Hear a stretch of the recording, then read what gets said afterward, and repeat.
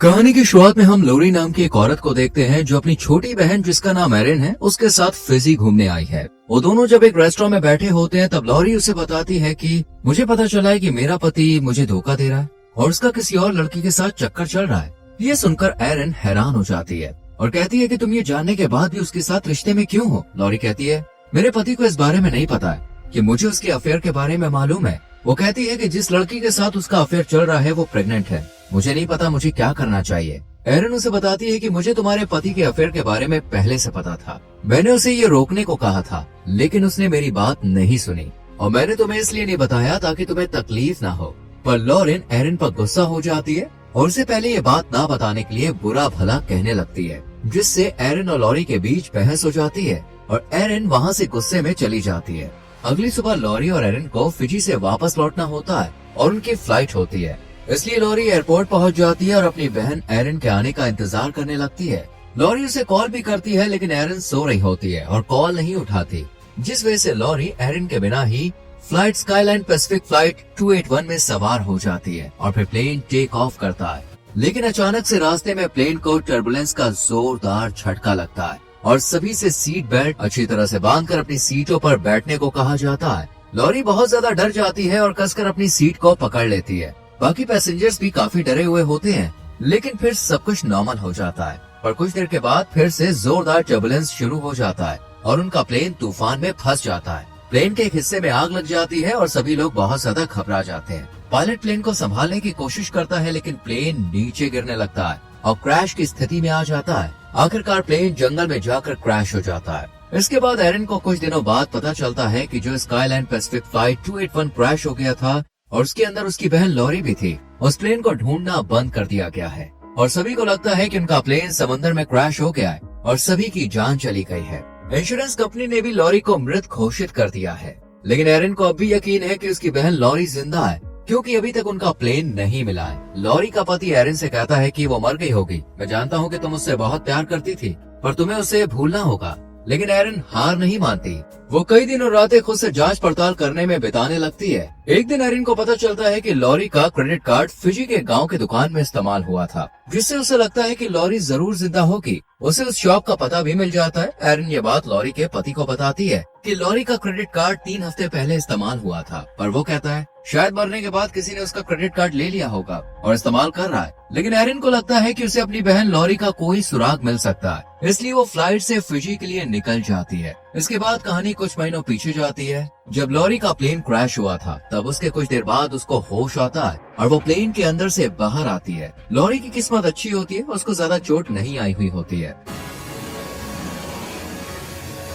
तभी pilot lorry को देखकर उससे कहता है कि वो प्लेन में फंसे घायल लोगों को बाहर निकालने में मदद करे। लॉरी देखती है कि क्रैश में बहुत सारे लोग की मौत हो चुकी है। वो और कुछ अन्य लोग मिलकर घायल लोगों को बाहर निकालते हैं। उन्हें पता चलता है कि उनका प्लेन किसी आइलैंड पर क्रैश हुआ है। वो समुद्र के किनारे रेत पर घायल लोगों को लेटाते हैं पर एक लड़की बहुत ज्यादा घायल होती है और उनकी आंखों के सामने वो दम तोड़ देती है। प्लेन क्रैश में कुल 6 लोग बचते हैं। लॉरी, पायलट, एक बिजनेसमैन, फेलिक्स नाम का एक लड़का, एक महिला जो अपने छोटे बच्चे के साथ है लेकिन वो काफी घायल होती है और एक अन्य आदमी।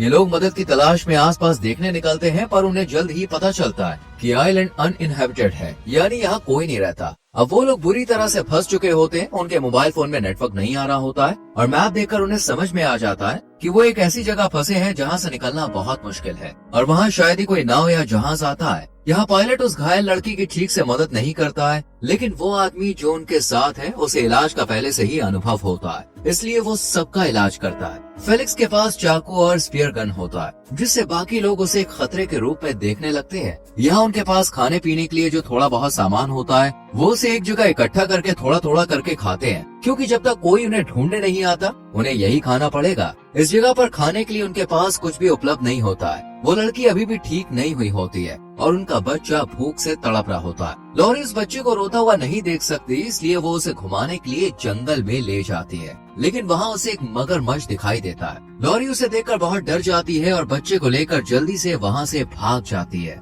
फिर वो सबको बताती है कि जंगल में मगरमच्छ है, जिसे सुनकर सभी लोग डर जाते हैं। तभी उन्हें समंदर में दूर एक नाव दिखाई देती है। वो एक ऊंचाई वाले स्थान पर जाकर आग जलाने की कोशिश करते हैं ताकि नाव पर मौजूद लोग उन्हें देख सके और उनकी मदद कर सके।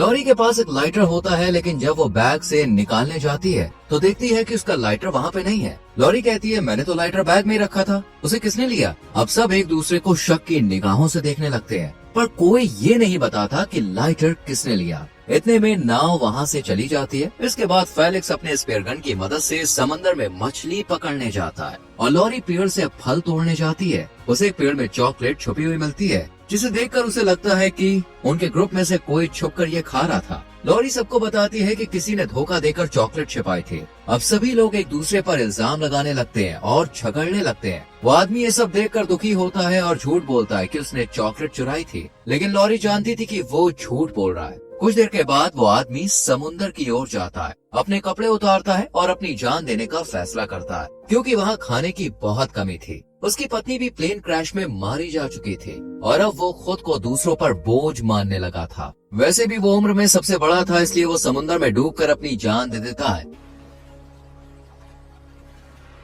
जब लॉरी को ये पता चलता है कि वो आदमी समुद्र में डूब के मर गया है तो उसे बहुत दुख होता है। तभी सभी को समुद्र में एक कंटेनर दिखाई देता है जो शायद किसी जहाज से गिरा होगा। उन्हें लगता है कि उसमें कुछ खाने का सामान हो सकता है, लेकिन वो कंटेनर समुद्र के उस पार होता है और वहाँ जाने के लिए एक चट्टान से कूदना पड़ेगा। लॉरी बिना कुछ सोचे चट्टान से कूद जाती है और कंटेनर लेने जाती है, पर वो डूबने लगती है और सही समय पर फेलिक्स आता है और उसे बचाकर समुद्र से बाहर निकालता है। फेलिक्स कंटेनर भी लेकर आता है, लेकिन जब वो कंटेनर खोलते हैं तो सभी बॉक्स में सिर्फ हेयर स्ट्रेटनर होते हैं, जिससे वो सब बहुत निराश हो जाते हैं। फेलिक्स के दिमाग में एक आइडिया आता है। वो सभी हेयर स्ट्रेटनर से तार निकालता है और लकड़ी का इस्तेमाल करके एक बेड़ा बनाता है, लेकिन उस बेड़े में केवल एक ही व्यक्ति के बैठने की जगह होती है। वो लोग फैसला करते हैं कि फेलिक्स जाएगा और उनके लिए मदद लेकर लौटेगा, पर फेलिक्स जाने से पहले कुछ दिनों तक स्पेयर गन से लॉरी को मछली पकड़ना सिखाता है ताकि ये लोग सरवाइव कर सके। लॉरी को पहले लगता है कि फेलिक्स अच्छा लड़का नहीं है, पर अब वो उसे पसंद करने लगी है। फेलिक्स भी मन ही मन उसे पसंद करता है। वहीं